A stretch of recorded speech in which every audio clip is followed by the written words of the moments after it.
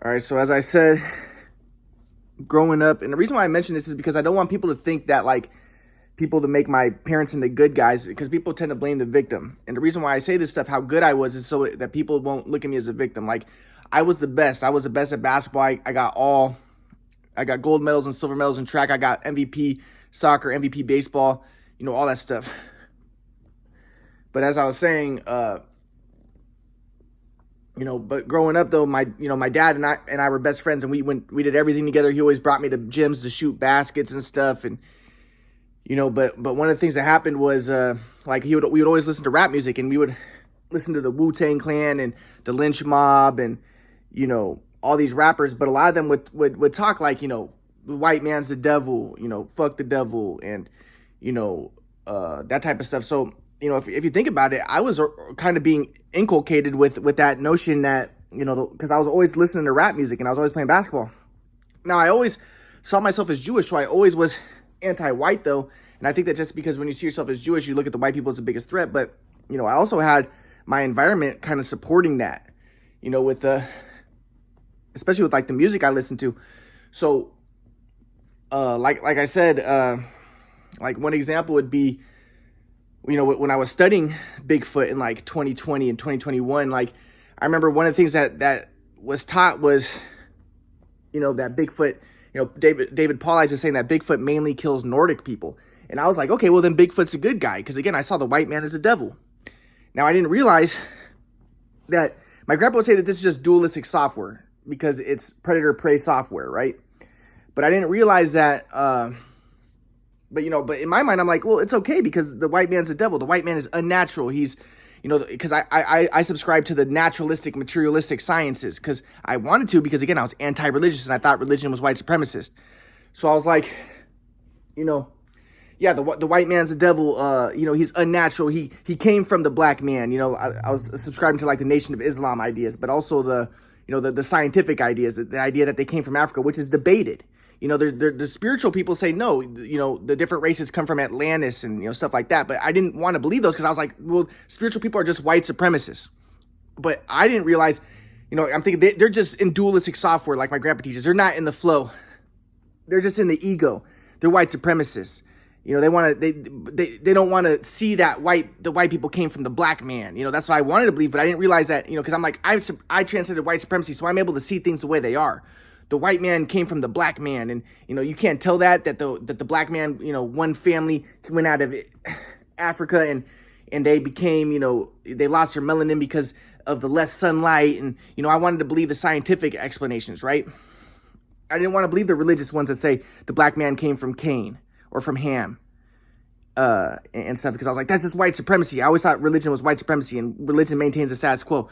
So I wanted to believe the materialistic, scientific ways of looking at things, but I didn't realize that that's Satanism, because I was anti-white and anti-Aryan, and I'll have this. I had this recognition after my ex had her abortion, but I studied Hinduism, and yeah, Shukracharya is Satan. He's for the Dravidians, and he's against the religious Aryans who worship idols, and he's a Marxist, and that's the way that I was. I was against the Aryans. So, seeing myself as Jewish, I was against the white man, against the Aryans who I saw as idol worshipers.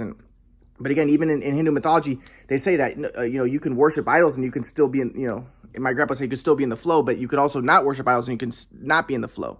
So, but I was against the white person because I saw the white people as the biggest threat to the Jews, and I was a leftist. And, leftism was basically like the white man is bad. Like, but just again, like some ideas, like my grandpa would teach me stuff. Like I asked my grandpa, because my grandpa would say that behind every aberration is a higher aspiration. So I said, Grandpa, what about like pirates? What's the higher aspiration behind pirates?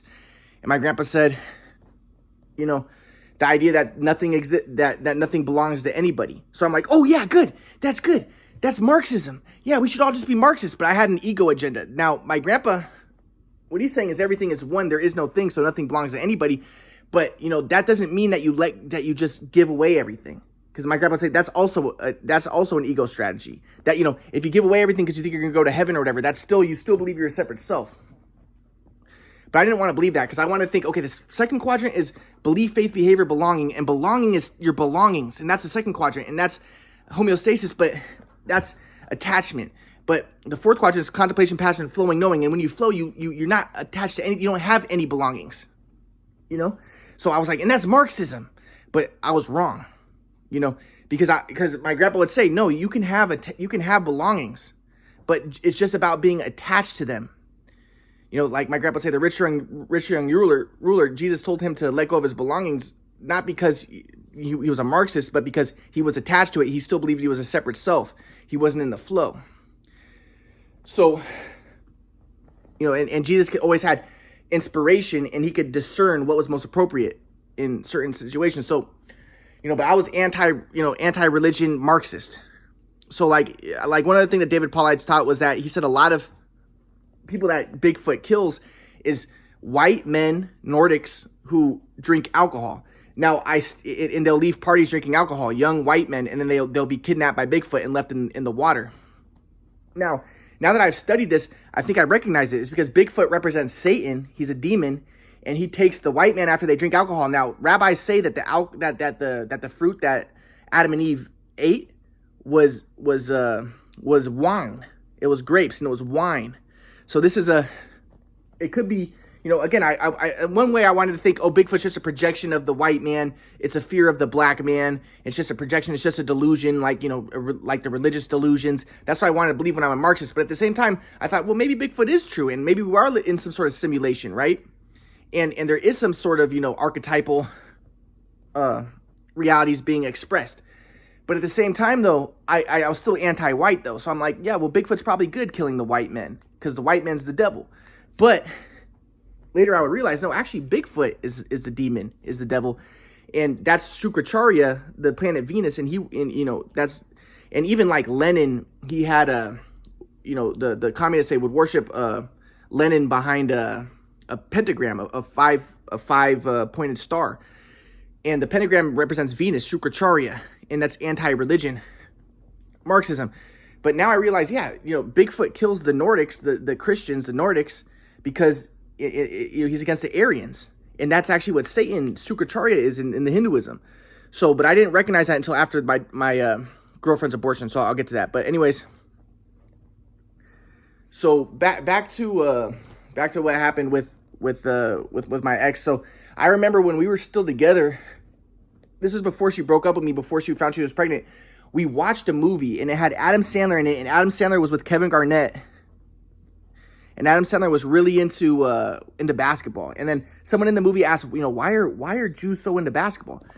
Now, I hadn't really excavated my subconscious at the time, but, you know, the reason why I was so into basketball and like rap music and stuff, a big part of it, I think, was because I was anti-white, because I saw it as black, and I wanted to, you know, mix the white race. So I wanted to, you know, uphold and elevate anything that was, you know, kind of not white. So like basketball and rap music and, you know, that type of stuff. So, you know, but in my mind, I was like, you know, the white people who are into baseball and not into basketball and who don't like rap music, they're just white supremacists and they're not in the flow. You know, they're still stuck in the ego. They still believe that they're a separate self. But I didn't realize that, you know, because I'm like, I transcended the ego. I'm not a white supremacist. I'm in the flow. But I didn't realize that I still was in the ego. That's a part of the reason why I like basketball and rap so much, is because I wanted to beat the white race. And I saw the white race as being antithetical to basketball and rap and stuff, right?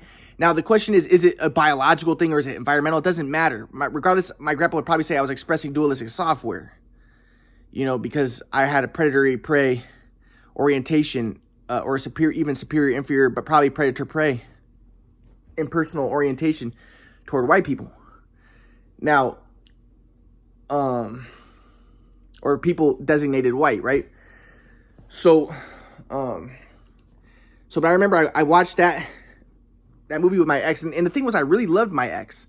Like, she was really cool because she supported me with basketball. Like, she wanted me to get back into basketball, and like I said, I told her that my mom and dad would not talk to me, and she was upset about that. You know, I told her that much later into the relationship, but she was like, you know, I couldn't imagine if my mom and dad wouldn't talk to me, and I was like, yeah, you know, it really sucks. It's really terrible. But like I said, she tried to talk to my mom and dad. They wouldn't talk to her, and then she called them, and my mom said that she would never see me. And then I had to tell my ex that my mom thought I had schizophrenia. And then so then my ex, you know, she's going to make assumptions. She's going to think that I probably do, but I don't. You know, the doctor said I don't. But anyways, like I said, she needed to have a well, like I remember right before she broke up with me, like I said, she had a Jewish stepdad, so she was probably a little bit anti-white and very leftist, and that's why she probably got into drugs. And a part of it, we don't want to make you don't want to make cause and effect thinking, right? But her environment, my grandpa would say, her exposure, her environment, maybe, supported a lower level of software, like even a Darwinian level of software. Maybe she saw things in that aspect. So I don't know. We don't want to make assumptions, but regardless, she was a single mom who had a baby with a Salvadorian guy, and she'd done a lot of drugs, so she was liberal, and she had a lot of sex with a lot of guys. So, that's the Freudian, anti-religion, free sexuality, which again is kind of anti-white, anti-society, anti-religion. So, she might have had a more primitive level of software, or been expressing a primitive level of software, because our grandpa would say you don't have it, but you just express it because you are not that software. You could upgrade it. But so my grandpa was saying that, so I remember she broke up with me. After, like I said, I met with her friend Sylvie, who was a Jewish girl, and Sylvie didn't like me at all, and Sylvie wanted a friend that would do drugs with her and my ex, and Sylvie was a drug addict, and my ex was a drug addict, and my ex told me that she had done cocaine with Sylvie like a week before she met me. So, Sylvie didn't like me, and anyways, my ex ended up breaking up with me, but this was right before she found out she was pregnant. But I remember when she broke up with me, I told my friend Francisco, and my friend Francisco had gone with me, to New York and stuff, and he saw how I can write raps really good when I'm nervous, like when I was traveling. It's either when I'm playing basketball or when I'm traveling. But, Francisco was like, he told me that he saw a picture of my ex, and he said, she's not that good looking. He said, she looks like a troll. So I told my ex that because I was upset that she broke up with me. And then she said, soy un duende. And she was talking Spanish, and, she wasn't Spanish. She was Italian. She had an English dad, but she had a Jewish stepdad. But I think that she probably identified with the Spanish, with the Mexicans and stuff, because she had the Jewish stepdad, right? And because, so she sees herself as more of a person of color and anti-white. So she's like, soy un duende, like kind of rubbing it into me that she has a Salvadorian brown daughter. Like you're a white boy, and I have soy un duende, like she identifies with the brown culture, and she broke up with me, and she's probably gonna get with another brown guy or something. Like I said, Sylvie had tried to hook her up with a Persian guy before she got with me, right? When I met her, she was on a blind date with a Persian guy, and she was going to a blind date with a Persian guy. So, she's like soy un duende, which means like I'm a troll, like jokingly, which kind of upset me because I felt like, and like I said, before she broke up with me, she would put up before we would have intercourse, or we kind of stopped having intercourse, and she would put up a picture of her and her Salvadorian boyfriend. And that made me sad, but, or of her Salvadorian ex and her daughter. But like I said, I felt like that she was trying to like rub it in, like, she's on soy un duende. I'm on the side of the Mexicans. Like, she's kind of Italian, so maybe she's a little bit brown too. And maybe that's why her Italian mom got with a Jewish guy. But she wanted to be like rubbing it into the white boy, like, oh yeah, I have a Salvadorian daughter. I'm on the side that's winning. All the Mexicans are like overrunning California. Like, we're the one side that's winning, and I have a Mexican daughter. And like my grandpa would say, it all depends on the intentions and the reason why they do it.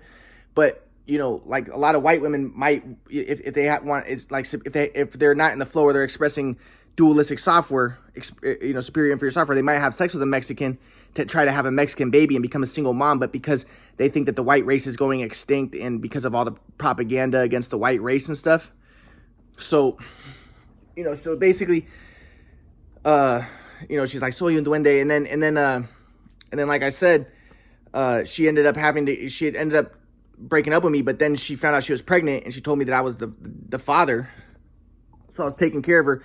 She had me buying her, groceries and stuff with my EBT card. But then she had to get a cerclage. I mentioned how she was cheating on me on her Snapchat, but she ended up getting a cerclage.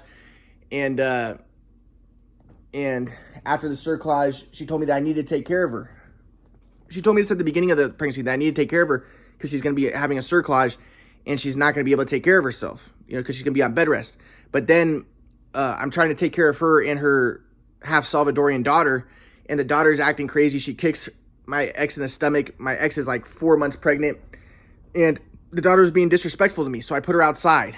I got upset with her because she told me to leave the daughter. So I said, I have to leave. Okay, you have to leave. So I picked her up and I put her outside. But I've been carrying the daughter all day. But so then my ex, ended up telling me to leave, and she said that she would talk to me later. But I'm trying to text my ex, and my ex told me that in order for the baby to survive, she needed to be on bed rest. But she would not, so I'm texting her like, hey, how's everything going? Have you told your baby dad that you're pregnant? Because she had been hiding it from her baby dad for 4 months, and even from her family, that she was pregnant. So I'm asking her, what's going on? Have you told him yet? And hey, I want to see you so I can help you while you be on bed rest, because you're not being on bed rest. And you said in order for the baby to survive, you need to be on bed rest. But she's not responding to my text. And like I said, she didn't respond the whole pregnancy. She would do that, not respond to me for weeks at a time, because again, she didn't respect me.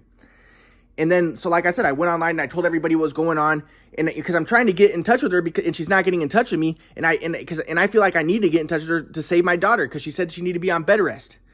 So she's not responding to me. So then she texts my mom and she says, Marla, he put my stuff, he's talking about me online, can you please send him to a psych ward? Can you please get him admitted to a psych ward? Because again, she didn't have respect for me because she thought that I was mentally ill. And so then my mom disconnected my phone, but I had an Obama phone. So then I continue to text my ex, and I'm trying to get in touch with her, to just see if I could save the baby. But then, and I remember like right before she had the abortion, I was texting her because,